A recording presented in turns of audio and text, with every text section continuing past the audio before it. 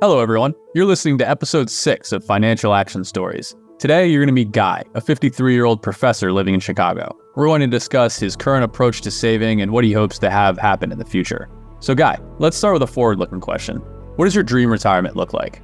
So, for me and my spouse, it's about being able to retire when we're financially comfortable. And it's also about our physical and mental comfort. So, we want to be able to retire when we're financially comfortable, but also well enough to enjoy the things that we do now. It's that physical and mental health and all the other aspects of health. And what I'm hoping to do is retire pre-65, but keep working part-time in some capacity in my chosen profession, perhaps as a consultant working on a part-time basis. To me, retiring means no longer working full-time. So maybe work to around 63 or 64 and then part-time until around 70. Maybe I'll work even longer than 70 if I think I can still do it and not compromise the other things. Yeah, it's a good approach. Would you say you're on track to make that dream come true? Overall, I think I'd give myself a B. It's pretty good. It could be better, but where it's at, it's pretty good. There are about 4 or 5 accounts we have, checking and savings and retirement accounts, which are more deposit only. I'm not withdrawing from those. The other ones are constant funds in and out. Retirement accounts are funds in with maybe close to 98 to 100% of that money staying there. I'm not taking it out until I'm officially retired.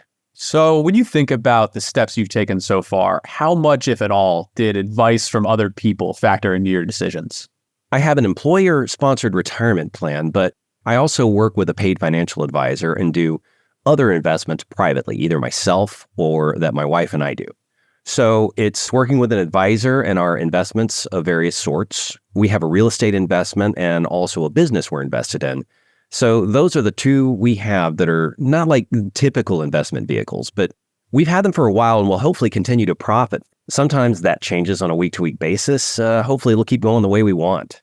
I also have a relative who has a financial career. He's provided me a lot of information and guidance and mentorship over the years. And he's younger than me by about 13 or 14 years, but he's given me a lot of advice. He's not my investment counselor or planner, but he's helped me out a lot. He's a person I go to more than anybody, not, on a traditional basis, but a lot of our conversations is me acting as his protege because he's really very knowledgeable. He's been really helping us get to where we want to be and making improvements as things change. My employer also offers individuals and departments that can help, but for the most part, it's limited. Maybe once or twice a year, there's an opportunity where I can contact them and have conversations. Even that is pretty brief. It's more along the lines of, this is what you have. Here are the changes to make. To me, that stuff is on autopilot. That requires just a little bit of maintenance, and I'll look at it, but it's rare that I make even minor changes to that. So what smart money moves do you think you've made? Or alternatively, what would you change if you could? Probably making contributions for employee-sponsored retirement plans. I didn't start that until later in my life, and I wish I did that from day one of my first adult job that offered benefits. I wish I would have done it then. I waited 7 or 8 years, so I feel bad. I wish I could change that. For smart money move, it's probably in terms of other investment opportunities. I've had some real estate holdings for quite a while. It was something I acquired at a younger age, and I feel like that's really served me well. It was a larger financial opportunity at the time and a big risk. In retrospect, it was a smart move that's been very beneficial to my financial health. It's a secondary residence that I've converted into a rental property. It was going to be something else, but we changed direction. I've had it for 26 years and it's been repurposed, but what it's being used for now was not its original purpose. It was something that at that time we didn't know how it would go, but it turned out to be a positive thing. So research shows that people are living longer. Have you factored that into your plans at all?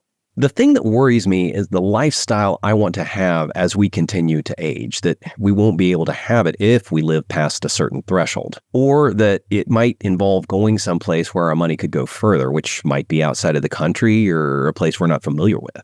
We see people doing this because the cost of living is exponentially cheaper. We don't want to have to do that if we don't have to, but if we live past a certain threshold, it might be impossible not to.